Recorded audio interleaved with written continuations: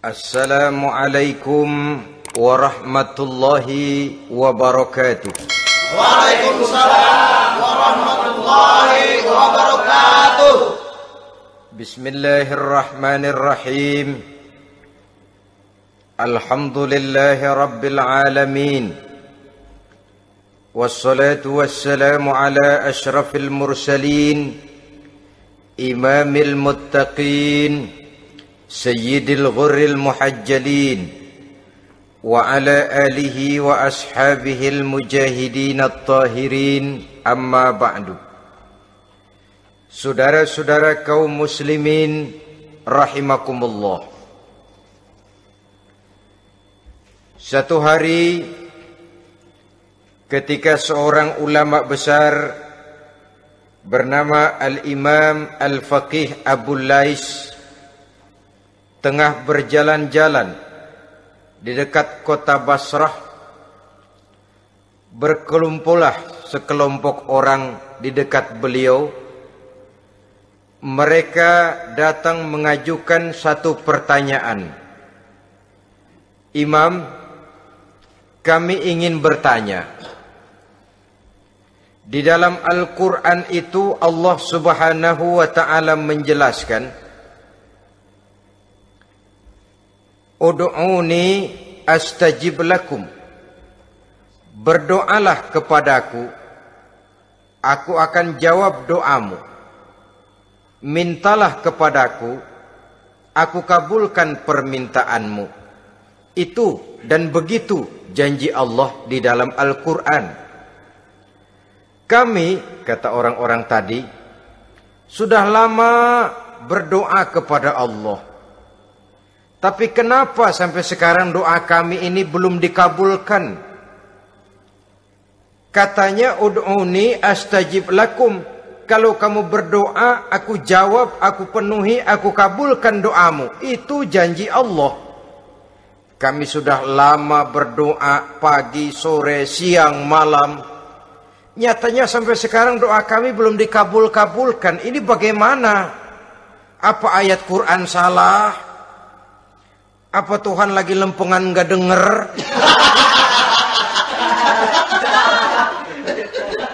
Apa doa kami yang terbalik? Kelihatannya sepele saja ini. Doa tidak didengar oleh Allah. Permohonan tidak dijawab, tidak dikabulkan oleh Allah. Tapi sebenarnya kalau kita mau merenung, kemalangan apa yang paling besar dalam kehidupan ini? Selain daripada kalau permohonan dan doa kita sudah tidak dihiraukan oleh Allah. Artinya hidup sudah tidak diopeni oleh Allah. Jangankan Allah, saudara-saudara, kita nggak diopeni sama mertua saja bingung. Ini mertua diem aja, kalau saya salah apa salahnya, kalau ada yang dikepengenin apa kepengenannya, boyak ngomong kenapa diem begitu. Ini tidak diopeni oleh Allah. Kemalangan apa yang lebih malang selain daripada kalau doa sudah tidak didengar oleh Allah. Itu sudah kemalangan yang paling malang, lebih malang dari kota Malang saya kira.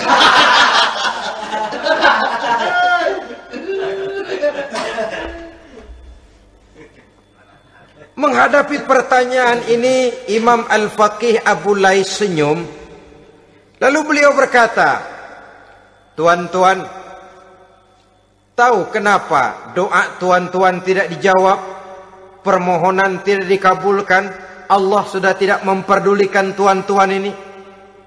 Kami tidak tahu, Imam, maka kami bertanya. Begini, hati tuan-tuan itu mati. Dari hati yang mati, channel tidak nyambung kepada Allah. Dari channel yang putus tidak ada getaran strom, bagaimana akan timbul gejala? Hatimu mati, jadi pantas kalau doa tidak dikabulkan, permohonan tidak dipenuhi, doa tidak terjawab, hatimu mati. Saudara-saudara kaum muslimin, dari hati yang mati ini, getaran tidak akan sampai ke hadratullah azza wa jalla. Nah, ini juga satu penyakit yang kita sangat khawatirkan, yaitu apabila hati kita sudah mati selagi jasad masih hidup. Artinya, jadilah kita bangkai berjalan di hadapan Allah Subhanahu wa ta'ala. Sementara kita sangat disibukkan dengan menggali berbagai macam jenis obat penangkal penyakit zahir, dan kita kurang perhatian untuk mencari obat penangkal penyakit batin yang kalau diserang penyakitnya menghancurkan kehidupan abadi di akhirat nanti. Perkembangan ilmu kedokteran nyata benar diikuti dengan perkembangan jenis-jenis penyakit. Makin maju ilmu kedokteran, makin modern penyakit. Ngerti juga rupanya itu penyakit. Dulu kita tidak kenal yang namanya AIDS. Kita tidak tahu yang namanya liver. Kita tidak kenal yang namanya stres. Paling yang banyak cika, masuk angin, dan sebagainya. Tapi baiklah, penyakit-penyakit batin yang menyebabkan hati menjadi mati, dan dari hati yang mati, doa tidak naik, tidak didengarkan oleh Allah Subhanahu wa ta'ala. Nah, kata orang-orang tadi, yang menyebabkan hati kami mati ini apa, Imam? Beliau menjawab, pertama, araftumullaha wa lam tu'tuhu haqqahu. Yang menyebabkan hatimu jadi mati, pertama, kamu kenal benar kepada Allah, tapi haknya untuk disembah, kewajibanmu untuk menyembah, tidak pernah kamu laksanakan. Bagaimana Allah tidak akan jauh dari kita kalau kita tidak akan mengadakan pendekatan kepadanya. Dan pendekatan kepada Allah hanya bisa kita tempuh melalui jalur kegiatan ritual ibadah. Allah akan terlalu jauh apabila kita hanya membicarakannya lewat filsafat dan renungan yang mendalam. Tapi Allah akan dekat dan terasa hadir dalam hidup apabila kita dekati ia dengan pelaksanaan ibadah kepadanya. Kamu kenal Allah, tapi hakmu untuk menyembah, kewajibanmu untuk menyembah, haknya untuk disembah, tidak pernah kamu laksanakan. Kalau soal Allah, kita kenal bukan main. Bahkan tidak hanya kita mengajarkan kenal juga kepada anak-anak kita. Kalau ditanya siapa pencipta matahari, bulan dan bintang, Allah. Siapa pencipta lautan, gunung, hutan belantara dan sungai-sungai? Allah. Siapa pencipta bumi, matahari dan sebagainya? Allah. Sembahyang apa enggak? Bagaimana nanti?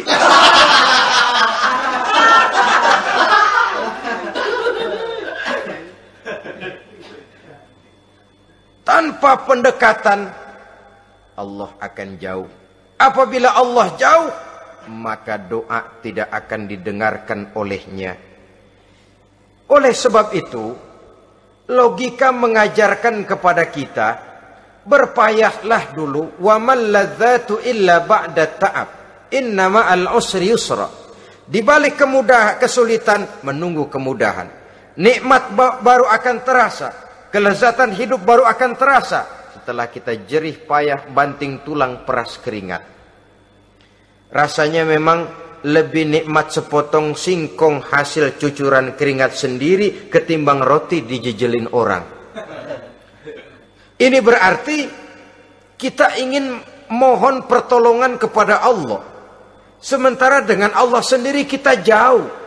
Sama saja dalam kehidupan kita analoginya, saudara-saudara. Orang tidak kenal kepada saudara, tahu-tahu jauh dari saudara, tahu-tahu datang mau minjem duit. Apa kesan saudara? Enak aja, kenal enggak, dekat enggak, datang-datang mau minjem duit. Emang duit percetakan bapak lu?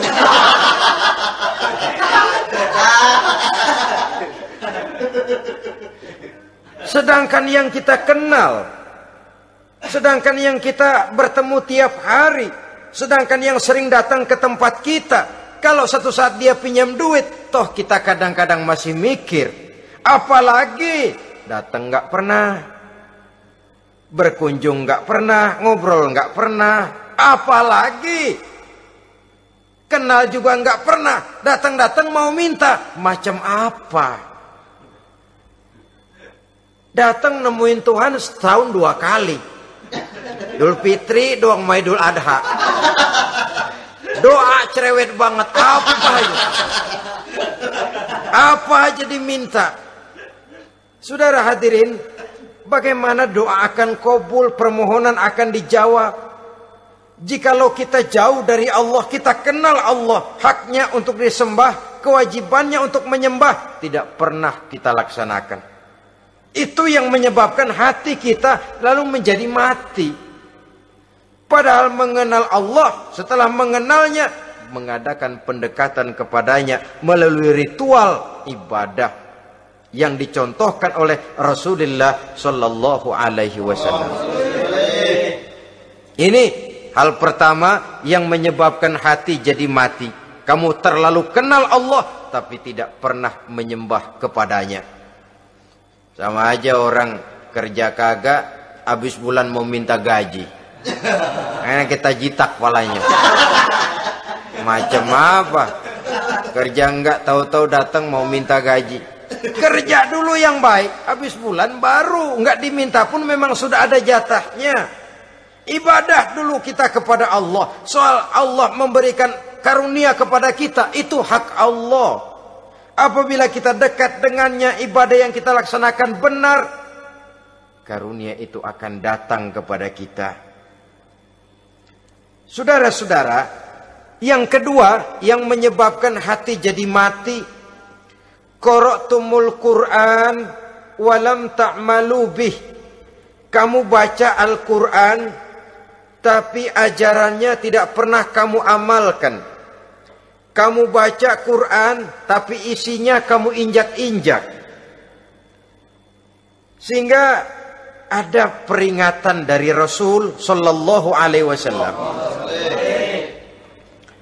Beliau bersabda, "Iza azzamat ummatid dunya wa fi riwayatin dinaron wa dirhaman nuzi'at minha haibatul Islam.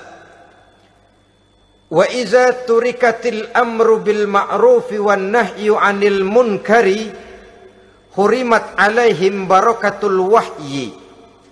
Wa iza tasabat ummati saqatat min 'ainillah." 3 peringatan keras tapi yang merupakan gejala penyakit kita umat Islam diperingatkan oleh Nabi kita. Pertama, iza azzamat ummatid dunya. Apabila umatku telah terlalu mengagung-agungkan dunia, apabila umatku telah jatuh menjadi umat yang materialistis, segalanya diukur dari sudut keduniaan saja, nuzi'at minha haibatul Islam, maka akan dicabutlah dari mereka kehebatan agama Islam. Hilang kehebatan Islam apabila kita jatuh menjadi umat pengagung dunia, penyembah materi. Nilai kita, keberadaan kita tidak dihargai orang lain. Orang memandang kita remeh saja. Orang Islam gak ada apa-apanya, bayar aja. Bisa dibeli, bisa diatur, bisa dikerjain, garap saja. Nuzi'at minha haibatul Islam, hilang dari mereka kehebatan Islam ini. Kenapa? Mereka telah mengagungkan dunia dan menjadikannya sebagai tujuan. Padahal dunia cuma alat, materi cuma alat, harta cuma alat. Yang kedua, wa iza turikatil amru bil ma'rufi wan nahyu 'anil munkari hurimat 'alaihim barakatul wahyi. Apabila telah ditinggalkan amar ma'ruf dan nahi munkar, maka hilanglah keberkahan wahyu. Ini yang ada hubungannya dengan masalah kita. Kita baca Quran, kita tidak amalkan isinya. Bagaimana hati tidak jadi mati? Amar ma'ruf dan nahi munkar ditinggalkan orang, hilang keberkahan wahyu. Pada saat itu boleh jadi Quran ada, tapi cuma tinggal tulisan saja. Islam ada, cuma tinggal sekedar nama saja. Diseminarkan, disimposiumkan, dimuktamarkan, tapi tidak dijabarkan dalam kehidupan sehari-hari. Apabila amar ma'ruf dan nahi munkar telah ditinggalkan orang, hilang keberkahan Quran itu. Akibatnya apa? Apabila amar ma'ruf tidak lagi digalakkan orang, nahi munkar tidak dilaksanakan orang, lalu orang menilai sesuatu menurut seleranya sendiri. Mana yang ma'ruf, mana yang munkar, tidak ada lagi patokan utama. Kalau baik kata otaknya, dia kerjakan. Tidak baik menurut otaknya, dia tinggalkan. Agamanya adalah otak, berhalanya adalah akal. Akhirnya umat kehilangan pedoman. Tidak lagi jelas mana batas yang ma'ruf, mana batas yang munkar.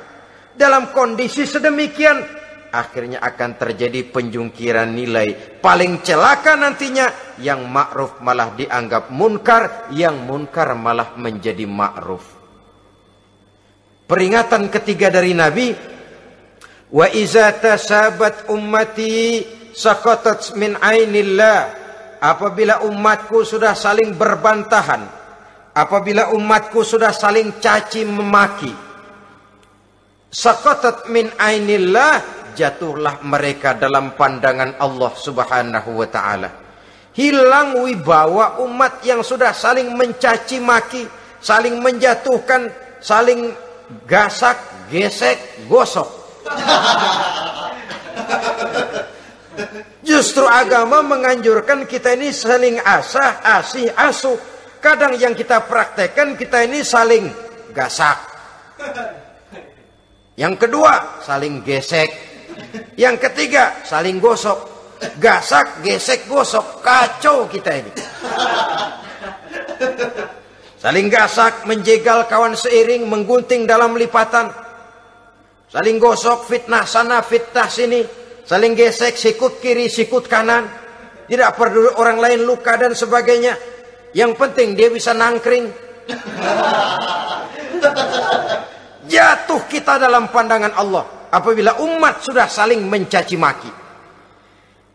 Maka kita kembali kepada persoalan. Hal kedua yang menyebabkan hati jadi mati, qara'tumul Qur'an walam ta'malu bih. Kita baca Al-Quran, tapi ajarannya nyaris tidak kita amalkan di dalam kehidupan kita. Akibatnya, hati lalu jadi mati. Itu yang kedua. Yang ketiga, yang menyebabkan hati jadi mati dan doa tidak terjawab. Idda'aitum annakum min ummati Muhammadin sallallahu alaihi wasallam. Walam ta'malu bisunnatihi. Kamu mengaku, kamu memproklamirkan diri sebagai umatnya Nabi Muhammad, tapi sunnahnya tidak pernah kamu amalkan. Malahan perkembangan paling akhir, bukan saja tidak mau mengamalkan sunnah, malah mengingkari sunnah. Inna lillahi wa inna ilaihi raji'un. Oh, Nabi Muhammad itu manusia biasa seperti kita. Sebagai manusia dia bisa salah. Dan ternyata hadis banyak yang palsu. Yang otentik cuma Quran. Selebihnya adalah sejarah. Tidak ada itu sunnah. Langsung saja kepada Quran. Oh, hadis itu bukan sumber hukum. Oh, tidak perlu mengamalkan sunnah. Saudara-saudara kaum muslimin, mengaku kita umat Nabi, tapi sunnahnya kita campakkan, tidak kita amalkan. Setelah tidak kita amalkan, kita campakkan. Setelah kita campakkan, kita ingkari pula. Inna lillahi wa inna ilaihi raji'un. Bagaimana hati tidak jadi mati?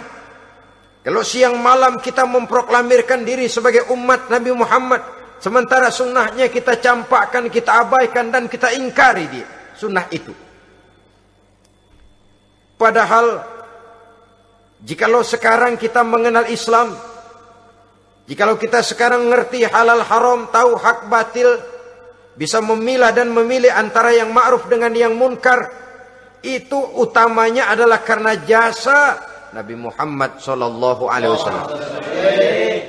yang dari generasi ke generasi dilanjutkan oleh para sahabat, oleh tabi'in, oleh tabi'it tabi'in, terus oleh para ulama-ulama sampai kepada kita sekarang ini. Walaupun beliau hanya berfungsi sebagai penyampai, tapi kepribadiannya dijadikan model oleh Allah Subhanahu wa taala di dalam kita melaksanakan kehidupan beragama. Bahwa beliau manusia seperti kita, memang dalam arti unsur biologisnya ya manusia, punya darah, punya daging, punya hati, punya perasaan, bisa sedih, bisa gembira, tetapi beliau itu termasuk basyarun la kal basyar, manusia yang tidak seperti manusia pada umumnya, punya spesifik. Dan itu wajar sebagai seorang Rasul pilihan Allah, apalagi merupakan Rasul pilihan dari sekian puluh pilihan. Bahwa jamrud itu batu memang, tapi nilainya kan berbeda dengan batu kolar. Satu truk batu kolar dengan barangkali segenggam batu jamrud, nilainya tentu jauh lebih mahal batu jamrud. Kalau soal batunya, sama batunya, tapi nilainya berbeda karena esensinya berbeda. Kita manusia, Nabi Muhammad juga manusia, sama manusianya memang, tapi kualitasnya, nilainya tentu jauh panggang daripada api. Itu sebabnya Allah menjadikan beliau sebagai model. Laqad kana lakum fi rasulillahi uswatun hasanah. Di dalam diri Rasul itu terdapat contoh teladan yang sangat baik bagi kita. Oleh karenanya, pada pertemuan kali ini, apabila kita konsekuen mengaku umat Nabi Muhammad, marilah konsekuen juga menegakkan sunnahnya. 3. Yang keempat, yang menyebabkan hati jadi mati dan doa tidak terjawab, akaltum ni'mata rabbikum walam tashkurulah. Tiap hari kamu makan nikmat Tuhanmu, tapi kamu tidak pernah mau bersyukur kepadanya, kepada Allah Subhanahu wa ta'ala. Nikmat Tuhan kita doyan banget, tidak pernah sehari dan sesaat pun terlepas diri dan hidup ini dari nikmat-nikmat yang diberikan Allah. Sejak kita bangun tidur sampai tidur kembali, bahkan tidur itu sendiri, di pasar, di sawah, di kantor, dimanapun kita berada, nggak pernah nikmat Allah berhenti. Hidup kita dalam alam diberikan segala fasilitas untuk menunjang kehidupan. Nggak pernah Allah pasang pajak matahari, nggak pernah Allah pasang pajak gas udara. Nikmat-nikmat yang banyak itu tiap hari kita kecap, tiap hari kita nikmati. Tapi kita tidak pandai bersyukur. Padahal Allah memberikan peringatan keras dalam hadis qudsinya. Man lam yashkur ala na'mai wa lam yasbir ala balai falyakhruj min tahti samai wal yatlub rabban siwaya. Siapa yang tidak mau bersyukur terhadap nikmat yang aku berikan kepadanya dan tidak mau bersabar terhadap ujian yang aku berikan kepadanya, silahkan keluar saja dari kolong langit ini dan cari Tuhan selain aku. Diusir oleh Allah. Kalau orang tidak mau bersyukur terhadap nikmat yang aku berikan dan tidak mau bersabar terhadap ujian yang aku timpakan, keluar dari kolong langitku, keluar, cari Tuhan selain aku. Diusir. Lah yang ngusir Allah. Anak sekarang bilang mau ke Menong.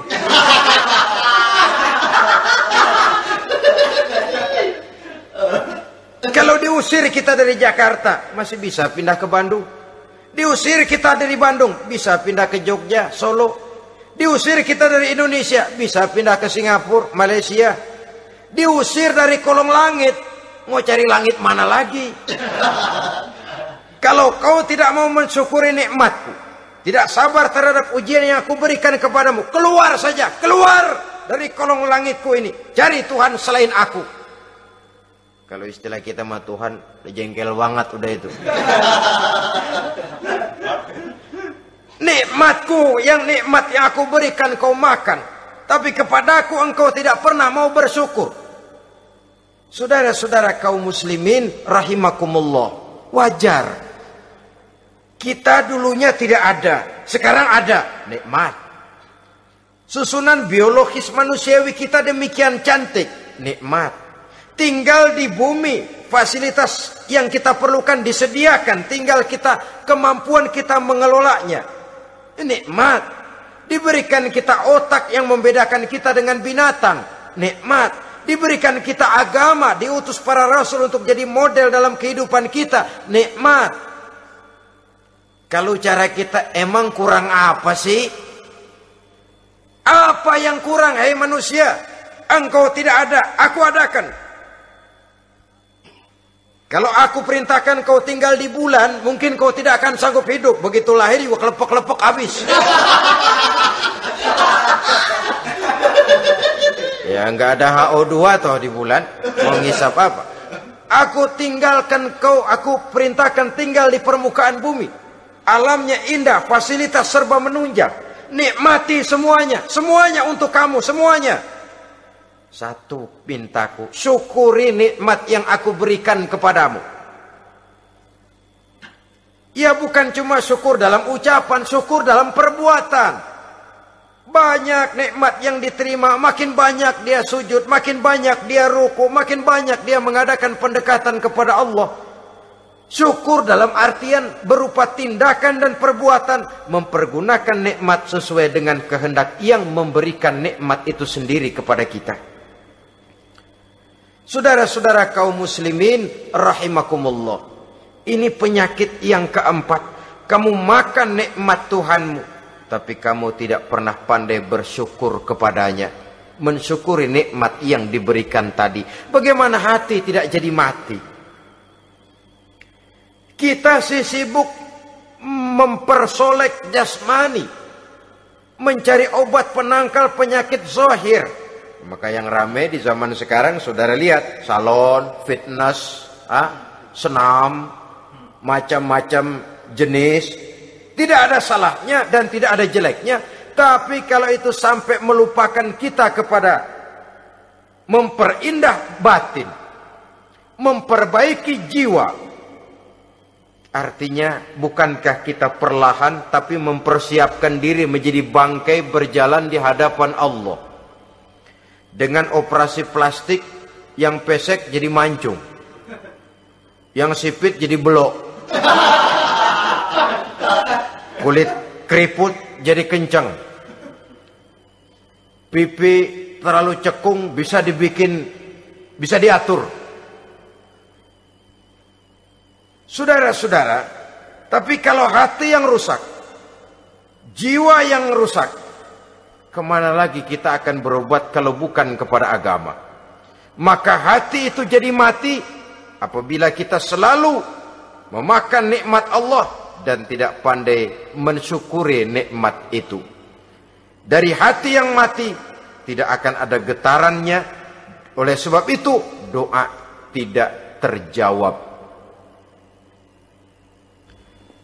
Selanjutnya, yang menyebabkan doa tak terjawab dari sebab matinya hati, qultum annal mauta haqqun wa lam tasta'iddu lahu.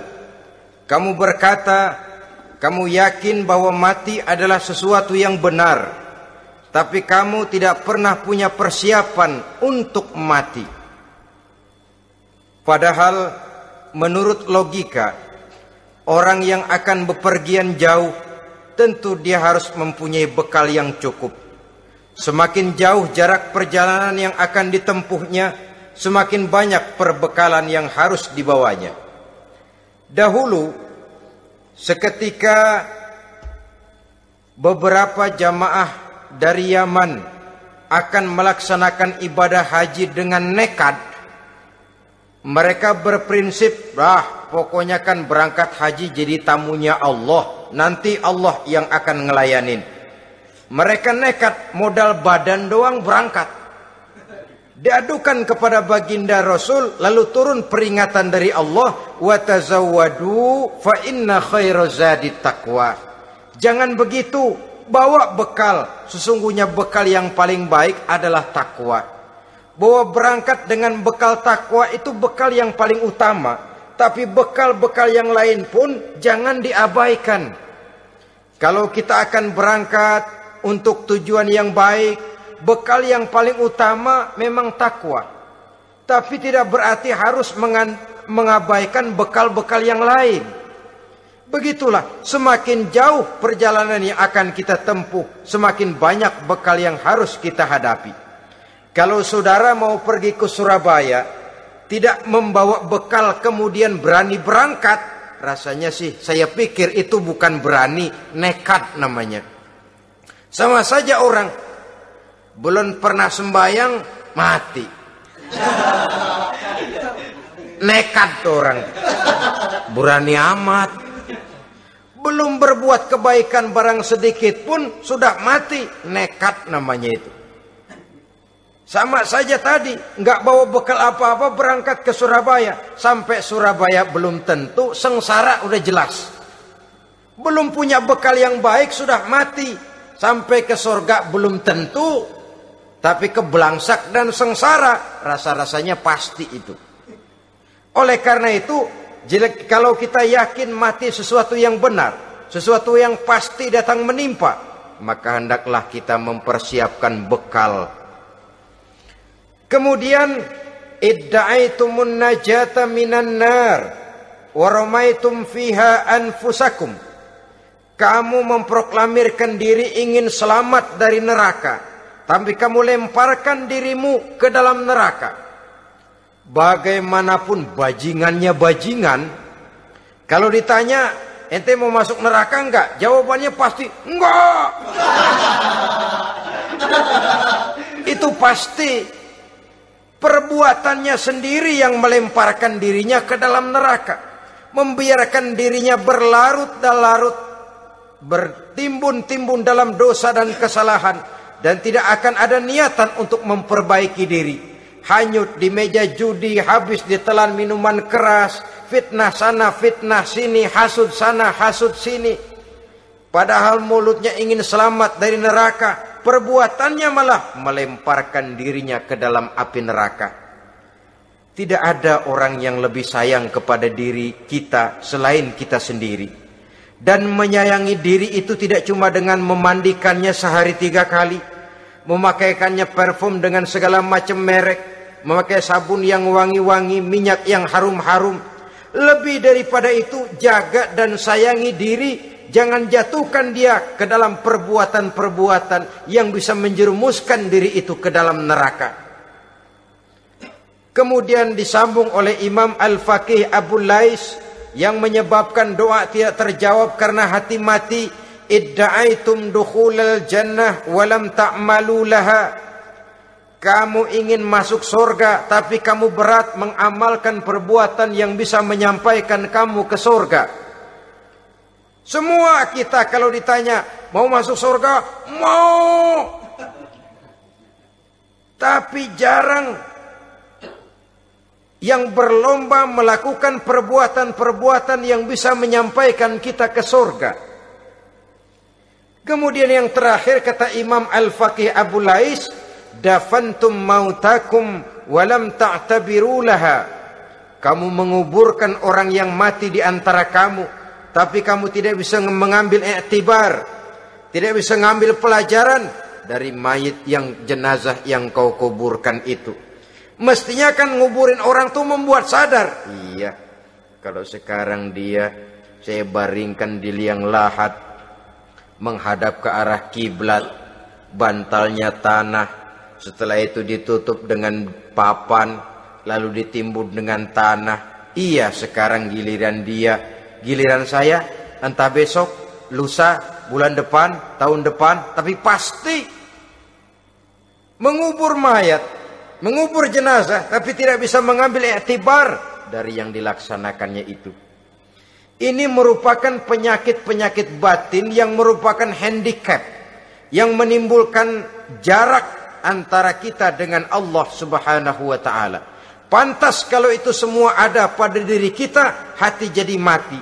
Dari hati yang mati, doa tidak akan tembus. kita tidak lagi akan diperdulikan oleh Allah Subhanahu wa taala. Dan itu sekali lagi kemalangan yang terbesar dalam kehidupan kita. Bagaimana jalan keluarnya? Pertama, memperbaiki batin kita, menyelamatkan diri daripada penyakit-penyakit yang bisa mematikan hati seperti yang sudah saya sebutkan tadi. Yang kedua, berdoa dengan adab. Sehingga tata cara di dalam kita bermohon kepada Allah Subhanahu wa taala dibicarakan secara khusus oleh Al-Imamul Ghazali dalam kitab Ihya beliau yang disebut adabud doa. Adab di dalam kita melaksanakan doa kepada Allah Subhanahu wa taala. Setelah batin ini bersih dari penyakit-penyakit hati yang bisa menyebabkan hati jadi mati, berdoalah kita kepada Allah. Bagaimana adabnya? Kata Imamul Ghazali rahimahullah, yang pertama hendaklah ia di dalam berdoa itu memilih waktu yang mulia. Minal awqatis syarifah, kata beliau. Memilih waktu-waktu yang punya nilai mulia. Ramadan dalam 1 tahun, Jumat dalam tiap minggu, sepertiga malam yang akhir pada setiap hari. Waktu-waktu yang punya nilai mulia. Walaupun misalnya saudara berdoa pada hari Kamis, tidak ada halangannya Allah mau kabulkan. Ini tidak berarti bahwa kalau sudah berdoa hari Jumat lalu hari Kamis tidak mau berdoa, tidak. Lebih memilih mengintai waktu-waktu yang punya nilai mulia. Lailatul Qadar sekali dalam setahun. Waktu-waktu yang punya nilai mulia. Logikanya begini, saudara-saudara. Kalau kita datang ke rumah seseorang, tujuan utama kita minjem duit, yang paling pertama kita perhitungkan tanggal berapa nih? Kan itu toh, tanggal berapa? Kalau tanggal 20 atuh minjem duit, orang lagi ngap-ngapan, boro-boro dia bisa minjemin, dia sendiri mungkin lagi pusing. Kita lebih dulu kita amatin tanggal berapa nih? Yang enak sore apa siang? Jam 2. Jam 2 dia baru pulang dari kantor, tapi giliran tidur. Kalau dia tidur dibangunin, datang mau minjem duit, kagak dimaki-maki sudah kebagusan deh. Kan kita lihat waktunya, timingnya kata orang sekarang. Tanggal berapa, sore apa malam, apalagi gulam apa terang bulan. Itu semua sudah kita atur sedemikian rupa, memilih waktu. Yang kedua kata Imamul Ghazali, memilih keadaan yang istimewa. Kalau tadi soal waktu, yang kedua soal keadaan. Ada situasi-situasi di mana doa itu diijabah oleh Allah Subhanahu wa taala. Di antaranya kata Imam Abi Hurairah, "Inda zahfis sufuf fi sabilillah." Pada waktu mengatur barisan perang membela agama, di situ doa kabul. Inda nuzulil ghais, ketika turun gerimis, di situ doa makbul. Inda iqamis shalah, ketika salat mau didirikan, riwayat lain bainal azan wal iqamah, antara azan dan qomat, di situ doa makbul. Itu memilih keadaan-keadaan. Kemudian yang ketiga kata beliau, berdoa menghadap kiblat. Ya, apa kalau doa madhab mudik Tuhan gak tahu? Tahu. Tuhan gak dengar? Dengar. Cuma lebih etis. Lebih etis kalau kita berdoa menghadap ke arah kiblat. Saudara-saudara kaum muslimin rahimakumullah. Yang keempat, hifdzus saut, menyederhanakan suara.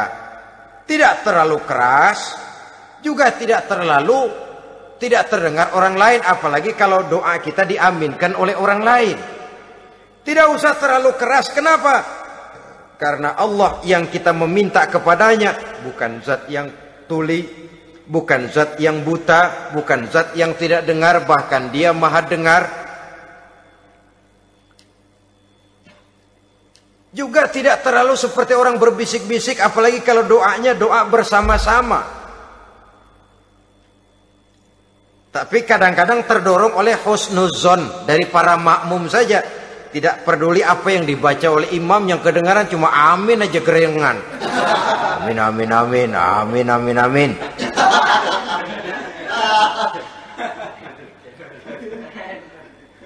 Juga tidak terlalu keras, seperti orang berdoa, seperti orang pidato. Saudara-saudara kaum muslimin rahimakumullah. Yang kelima, alla yatakallafa saja fid doa. Dalam berdoa, kalau istilah kita, jangan nyelongcong. Suja ini menunjukkan sikap berani kepada Allah. Misalnya ada orang berdoa, ya Allah ampunilah saya kalau engkau mau. Kalau Allah mau. Kasihanilah saya ya Allah kalau engkau mau. Itu doa orang songong. Atau sama saja, ya Allah berilah saya rezeki dikit aja. Emang kenapa pakai begitu?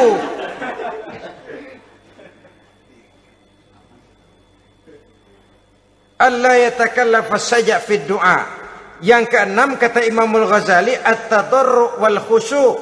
Dengan tadarru' dan khusyu', dengan sikap tawadu, benar-benar ya seperti kita lah kalau datang memang menghajatkan pertolongan dari seseorang, segala action kita atur supaya hajat kita itu kabul, kan begitu.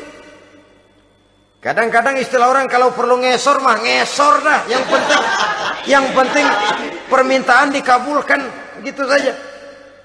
Kita lihat sekarang ini, ramai orang bicara soal film-film Parno.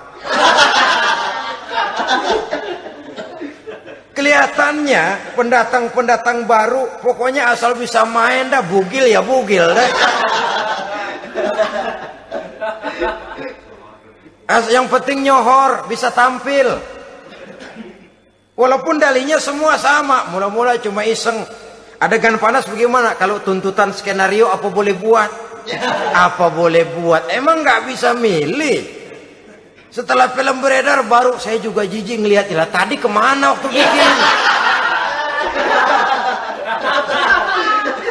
Udah jadi baru jijik, bikinnya merem memang itu.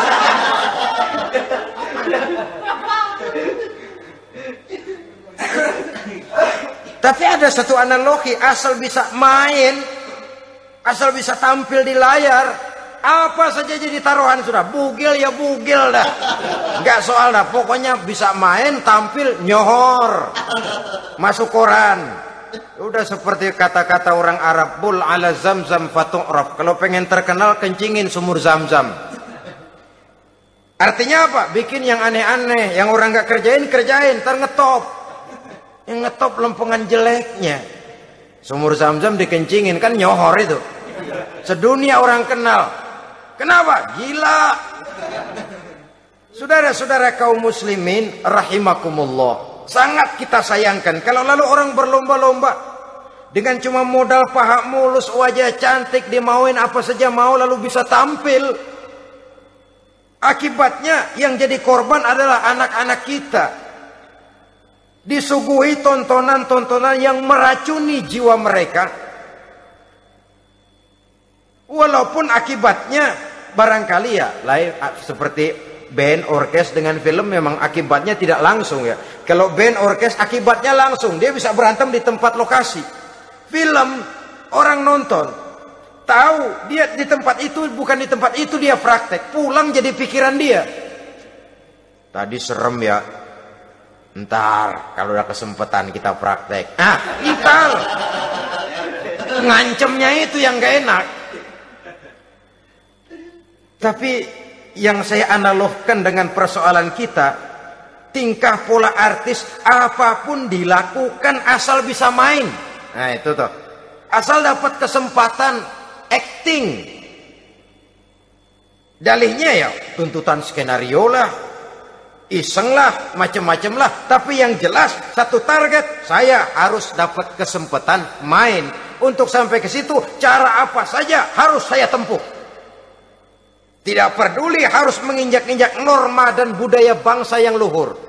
Tidak peduli harus bertentangan dengan kaidah agama. Tidak peduli hasilnya meracuni umat masyarakat, terutama generasi muda. Yang penting kan ngetop. Saudara-saudara, baiklah ya, itu soal lain. Tapi soal kita ialah at-tadarru wal khusyu'. Bermohon kepada Allah dengan tadarru, khusyuk dan tawadhu. Seperti kalau kita mau bermohon kepada seseorang, kita merendahkan diri. Pak, saya memang orang gak mampu, Pak. Utang saya udah selebar kampung, Pak. Anak udah 16 seperempat. Apa saja kita meratap, menghibah, mengeluh, merintih, ujungnya kan yang penting gue minjem duit dapat dah gitu. Apa kayak diomongin, pokoknya pulang bawa duit, itu saja. Itu strategi manusiawi. Kalau ini kita adakan konteks, oh iya, kepada Allah lebih lagi kita tadarru, khusyuk, tawadhu. Doa dengan tawadhu, sebab kita akan bermohon kepada yang serba maha. Menghadap ke arah kiblat, duduk bertafakur dengan khusyuk, tawadhu. Jangan doa sembari tolak pinggang.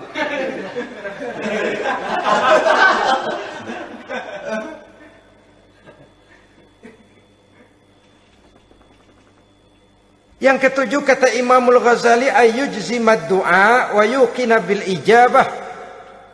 Hendaknya dia menjazamkan doanya itu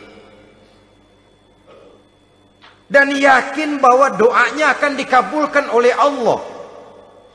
Sebab kata Nabi, innallaha la yaqbalu du'aan min qalbin ghafilin lahin. Allah subhanahu wa ta'ala tidak akan menerima doa dari hati yang lalai dan main-main. Doa ke orang ugah-ugahan.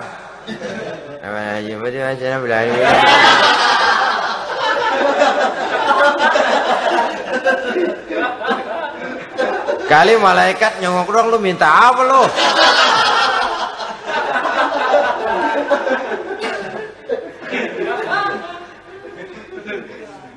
Seperti tadi itu, kita datang mau minjem duit sama orang, ngomongnya ogah-ogahan. Minjem duitnya dikasih syukur, enggak ya udah. Ya enggak dah, enggak dikasih sudah. Kenapa? Mintanya begitu. Enggak serius dan enggak yakin bahwa doanya akan dikabulkan. Kalau kita sudah punya keyakinan, jangan-jangan doa saya enggak diterima Allah. Enggak. Ana, kata Allah, ana inda zanni abdi bi. Aku sih bagaimana menurut sangka hambaku kepadaku saja. Kalau sangkanya baik, aku baik. Kalau sangkanya doanya dikabulkan, aku kabulkan. So itu doa harus dengan pasti dan harus dengan yakin doa itu akan dikabulkan dan meluruskan harapan, membenarkan cita-cita, meluruskan maksud apabila doa itu dikabulkan oleh Allah Subhanahu wa taala. Saudara-saudara, oleh karenanya jangan doa setengah hati. Jangan berdoa sambil main-main. Apalagi menghadap kiblat dengan dua tangan terangkat sebagaimana dicontohkan oleh Rasulullah sallallahu alaihi wasallam. Bahwa berdoa tanpa mengangkat kedua tangan pun Allah tahu. Allah dengar, tapi kelihatannya kurang serius. Seolah-olah terserah dah Tuhan, mau dikasih ya kasih, enggak ya udah. Seolah-olah kita tidak serius dalam berdoa. Kemudian yang berikutnya kata Imamul Ghazali, ayyaftatahad du'a bi zikrillah fala yabda'u bisu'al. Hendaknya dia mulai berdoa itu dengan menyebut nama Allah, berzikir kepada Allah, fala yabda'u bisu'al, jangan langsung memulai dengan permintaan. Ini tata krama etisnya. Sama juga orang kirim surat, salam sejahtera kami haturkan, padahal mah nggak ada itu juga nggak apa-apa. Itu kan maksud mukaddimah saja. Besar harapan kami semoga Bapak dan keluarga di sini pun berada dalam keadaan sehat walafiat. Selanjutnya kami telah dengar dari berbagai teman tentang kedermawanan Bapak, tentang bantuan Bapak di berbagai bidang yang menyangkut sosial pendidikan. Sehubungan dengan itu maka kami bermaksud mengajukan permohonan. Baru masuk itu mah 15 kalimat kesonoin, urusan lain. Intinya sehubungan dengan itu kami bermaksud memohon kepada Bapak. Kita mulai. Salam sejahtera kami haturkan, bersama ini pula kami macam-macam lah. Sama juga seperti tadi itu. Kita datang mau minjem duit.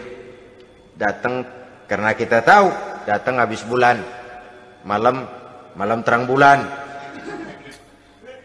Udaranya sejuk. Ngobrol lah kita. Dapat teh. Apa kabar Pak? Baik. Aduh Bapak sih, untung dah Pak. Kayak pemurah lagi. Saya tahu Bapak banyak nyumbang di mana-mana. Di Angon aja tuh orang di Angon.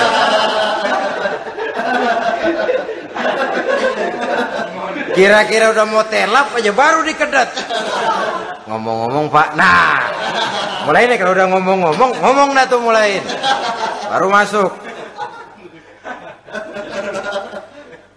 Jadi etisnya berdoa itu dimulai dengan zikrullah. Karena itu umumnya dimulai dengan Alhamdulillahi Rabbil Alamin. Kita puji dulu Allah. Alhamdulillahi Rabbil Alamin. Hamda yuwafi ni'amahu wa yukafi'u mazidah. Kita puji dulu Allah. Seperti orang tadilah. Kita puji dulu kebaikannya. Walaupun pada akhirnya kita minjem duitnya. Ya, sebenarnya Allah nggak perlu dipuji toh. Dipuji atau tidak Allah tetap termulia. Ini etis manusia. Allah tidak berharap untuk dipuji oleh manusia. Allah tidak untung seluruh alam memujinya. Manusia mau memuji atau tidak itu urusan manusia sendiri. Allah tidak minta untuk dipuji. Allah juga tidak gila kepada pujian. Kalau kita memulai doa dengan pujian, etis kita kepada Allah Subhanahu wa taala di dalam kita bermohon kepadanya. Saudara-saudara kaum muslimin rahimakumullah. Kemudian menyesuaikan doa dengan kondisi. Ini termasuk syarat batin ya, taubat, waraddul mazalim kata Imam Ghazali, menolak segala macam kezoliman. Artinya kalau berdoa itu tahu diri. Kalau gaji kita sebulan 700 atau 800 900 ribu, berdoa minta rezeki 1 juta, itu tahu diri namanya. Kan cuman kurang 100 ribu. Ya, kalau kerja kagak minta gajian 1 juta. Pengen doa dikabulkan, rasanya secara etis nggak tahu diri orang berdoa seperti itu. Orang datang mau minta duit, mau pinjam duit kepada kita, kan kita lihat kira-kira mampu ngembaliin nggak nih orang. Kita lihat, kita evaluasi kemungkinannya. Lalu si yang minjem tentu tahu diri. Kalau memang kekuatannya ngembaliin, tidak seperti kekuatannya mulangin, hendaknya dia timbang rasa. Begitu juga kepada kita etisnya kepada Allah Subhanahu wa ta'ala. Tahu diri, menyesuaikan doa dengan keadaan. Kalau tidak ada gap terlalu jauh panggang daripada api, nanti nasibnya bagai si pungguk merindukan bulan. Apabila adab-adab di dalam berdoa ini kita perhatikan, sejak dia dari adab yang zahir sampai kepada adab yang batin, kemudian penyakit-penyakit yang membuat hati itu jadi mati, maka insya Allah doa kita dijabah oleh Allah Subhanahu wa ta'ala. Dalam Al-Baqarah ayat 186 Allah Subhanahu wa ta'ala menjelaskan, wa iza sa'alaka ibadi anni fa inni qarib ujibu da'watad da'i iza da'ani falyastajibu li wal yu'minu bi la'allahum yarshudun. Apabila hambaku bertanya kepadamu Muhammad tentang aku, kata Allah, fa inni qarib, katakan kepadanya aku dekat sekali dengan mereka. Ujibu da'watad da'i iza da'ani, aku akan jawab aku kabulkan permohonan orang-orang yang berdoa kepadaku. Falyastajibuli wal yu'minu bi, maka hendaknya mereka juga menjawab panggilanku atas dasar iman kepadaku. La'allahum yarsyudun, semoga dengan ini mereka kelak mendapat petunjuk. Saudara-saudara, Al-Baqarah 186 ini dengan nyata menjelaskan kepada kita, Allah akan menjawab doa, mengabulkan permohonan apabila kita falyastajibuli wal yu'minu bi, juga menjawab panggilan Allah atas dasar beriman kepadanya. Logikanya tadi itu, araftumullaha wa lam tu'tuhu haqqahu. Kita tidak pernah mau menjawab panggilan Allah sementara kita berharap doa kita dijawab oleh Allah. Apa enggak pincang? Apa enggak berat sebelah? Panggilan Allah kita berat memenuhinya, sementara kita sangat berharap agar permohonan kita, seruan kita dikabulkan oleh Allah. Menjawab panggilan Allah atas dasar beriman kepadanya. Kenapa? Ada orang menjawab panggilan bukan berdasarkan iman, tapi karena target lain. Datang sembahyang Jumat paling dulu, target utamanya pulang juga paling dulu nyabet sendal, nyabet sepatu. Menjawabnya iya, tapi tidak karena iman. Jadi apabila kita rajin menjawab panggilan Allah atas dasar beriman kepadanya, maka seruan, permohonan, doa niscaya dikabulkan olehnya. Ini saja, mudah-mudahan ada manfaatnya. Terima kasih atas segala perhatian. Mohon maaf atas segala kekurangan. Usikum wa nafsi bitaqwallah. Wassalamualaikum warahmatullahi wabarakatuh. Waalaikumsalam warahmatullahi wabarakatuh.